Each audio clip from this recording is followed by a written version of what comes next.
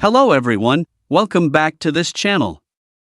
In this video, I will show you the easy and clear steps on select stories resharing from mention or follow on Twitch application. So how to select stories resharing from mention or follow on Twitch application? Make sure you keep watching this video until the end. Let's get started right away. Firstly, open the Twitch app on your Android device. This is the initial screen of the Twitch app. Next, tap the settings icon at the top left. And appears like this. Tap Security and Privacy menu. Tap Stories Resharing. And tap Mention or Follow.